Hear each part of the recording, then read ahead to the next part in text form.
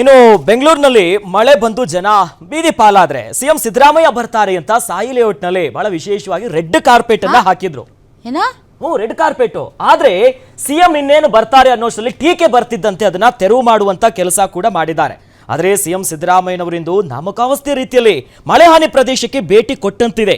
AC ಬಸ್ನಲ್ಲೇ ಬಂದಂತ CM Siddaramaiah ಕೇವಲ 10 ರಿಂದ 15 ನಿಮಿಷದಲ್ಲೇ ಪರಿಶೀಲನೆಯನ್ನ ನಡೆಸಿ ಮತ್ತೆ ಅದೇ ಎಸಿ ಬಸ್ ಅನ್ನ ಹತ್ಕೊಂಡು ಹೋಗಿದ್ದಾರೆ.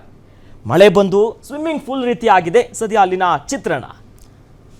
ಇನ್ನು ಬೈರ್ತಿ ಬಸವರಾಜ್ ಅವರು ಮುಂದಿನ ಮಳೆಗಾಲದವರೆಗೆ ಸಮಸ್ಯೆ ಬಗೆಹರಿದಿಲ್ಲ ಅಂತಂದ್ರೆ ನಾನು ರಾಜೀನಾಮೆ ಕೊಡ್ತೀನಿ ಅಂತ ಬೇರೆ ಹೇಳಿದಾರಂತೆ. ರೆಡ್ ಕಾರ್ಪೆಟ್ ಹಾಸಿದಾರ ಸಿಎಂ ಸಿದ್ದರಾಮಯ್ಯ ಬರ್ತಾರೆ ಅಂತ. ಅವ್ರೇನು ಇದು ಫಿಲಂ ಫೆಸ್ಟಿವಲ್ಗೆ ಬಂದಿದ್ದಾರಾ? ಹಾ, ಇಲ್ಲಾಂದ್ರೆ ಅದು ಯಾವುದೋ ಈಗ ಇತ್ತೀಚೆಗೊಂದು ಆಯ್ತಲ್ಲಪ್ಪ, ಅದು ಕ್ಯಾನ್ಸು ಮತ್ತೆ ಇನ್ನೊಂದು ಯಾವುದೋ ಅಂತಾರಲ್ಲಪ್ಪ, ಅದು ಫೆಸ್ಟಿವಲ್ಗಳು ದೊಡ್ಡ ದೊಡ್ಡ ಚಲನಚಿತ್ರ ಫೆಸ್ಟಿವಲ್ಸ್ ನಡೀತಾ ಇರ್ತವೆ, ಇಂಟರ್ನ್ಯಾಷನಲ್ ನಡೀತಾ ಇರುತ್ತೆ. ರೆಡ್ ಕಾರ್ಪೆಟ್ ಮೇಲೆ ನಡೆದವ್ರನ್ನೆಲ್ಲ ನಾವು ಪಾಪ ಅವ್ರನ್ನೆಲ್ಲ ತೋರಿಸ್ತೀವಲ್ಲ, international film festival, Cannes film festival. So ಆ ಥರ ಫೆಸ್ಟಿವಲ್ ಇದು ಹಬ್ಬ ಅನ್ಕೊಂಡ್ಬಿಟ್ಟಿದ್ದಾರೆ. ಜನ ಸಾಯ್ತಾ ಇರೋದು, ಜನ ಪ್ರವಾಹದಲ್ಲಿ ತೇಲಾಡ್ತಾ ಇರೋದು, ಜನರ ಮನೆ ಮಠ ಜೀವನ ಬರ್ಬಾದಾಗಿರೋದೆಲ್ಲ ಒಂಥರ ಫಿಲಮ್ ಥರ ಅವರಿಗೆ, ಫಿಲಂ ಫೆಸ್ಟಿವಲ್ ಇದ್ದಾಗೆ. ನಾನು ಮುಖ್ಯಮಂತ್ರಿಗಳು ತಪ್ಪು ಅಂತ ಹೇಳ್ತಾ ಇಲ್ಲ, ಮುಖ್ಯಮಂತ್ರಿಗಳು ಪಾಪ ಸಮಸ್ಯೆಗಳನ್ನ ನೋಡೋಣ ಅಂತಾನೆ ಬಂದಿರ್ಬೋದು ಅಲ್ಲಿ.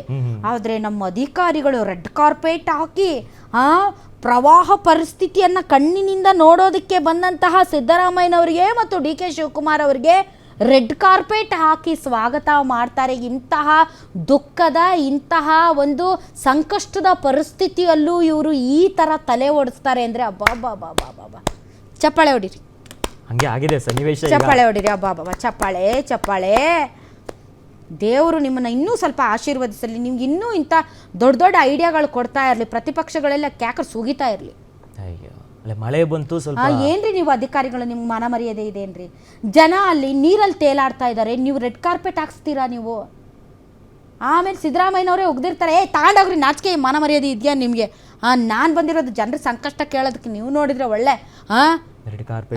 ರೆಡ್ ಕಾರ್ಪೆಟ್ ಹಾಕಿ ರಾಜ ಮರ್ಯಾದೆ ಕೊಡ್ತಾ ಇದ್ದೀರಾ. ಜನ ಅಲ್ಲಿ ಸಂಕಷ್ಟದಲ್ಲಿ ನೀರಲ್ಲಿ ಬಿದ್ದು ಸಾಯ್ತಾ ಇದ್ದಾರೆ, ನಾನು ಮಾತ್ರ ರೆಡ್ ಕಾರ್ಪೆಟ್ ಮೇಲೆ ಬರಬೇಕಾ ಅಂತ ಉಗಿದ ಮೇಲೆ ಗಂಟು ಮುಟ್ಟೆ ಕಟ್ಕೊಂಡು ರೆಡ್ ಕಾರ್ಪೆಟ್ ತಗೊಂಡು ಹೋಗ್ತಾರೆ.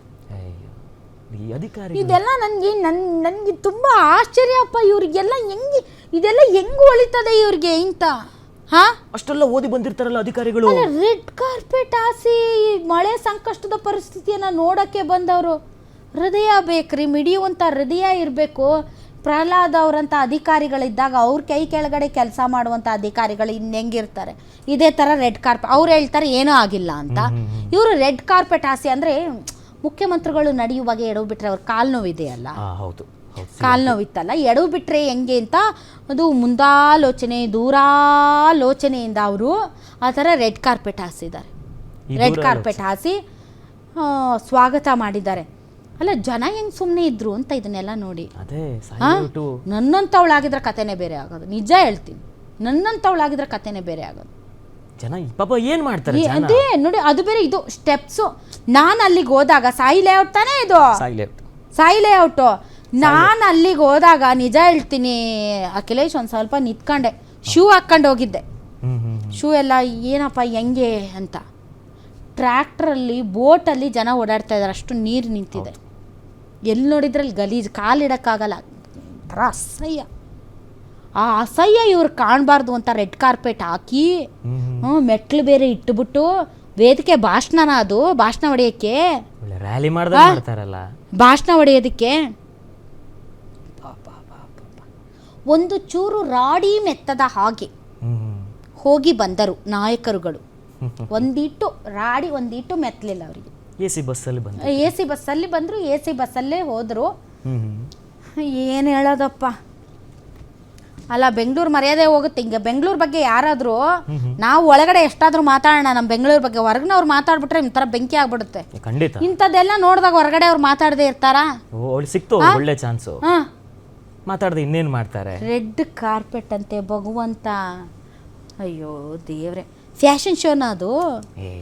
ಫ್ಯಾಷನ್ ಶೋನ ಅದು? ಹಂಗೆ ಅನ್ಕೊಂಡಿರ್ಬೇಕು ಅಧಿಕಾರಿ. ಬಂದ್ಬಿಟ್ಟು ಅಲ್ಲಿ ಮೆಟ್ಲ ಮೇಲೆ ಹತ್ಬಿಟ್ಟು ಸ್ಟೇಜ್ ಮೇಲೆ ಹತ್ತಿ ಹಿಂಗೆ ಹಿಂಗೆ ಹಿಂಗೆ ಹಿಂಗೆ ಮಾಡಿ ಹೋಗಕ್ಕೆ ಫ್ಯಾಷನ್ ಶೋನ ಅದು. ಸಿದ್ದರಾಮಯ್ಯನವರು ಮತ್ತು ಬೈರತಿ ಬಸವರಾಜ್ ಅವರು, ಡಿ ಕೆ ಶಿವಕುಮಾರ್ ಅವರು ಫ್ಯಾಷನ್ ಶೋ ಮಾಡಕ್ಕೆ ಬಂದಿದ್ದಾರೆ ಅಲ್ಲಿ ರೆಡ್ ಕಾರ್ಪೆಟಲ್ಲಿ.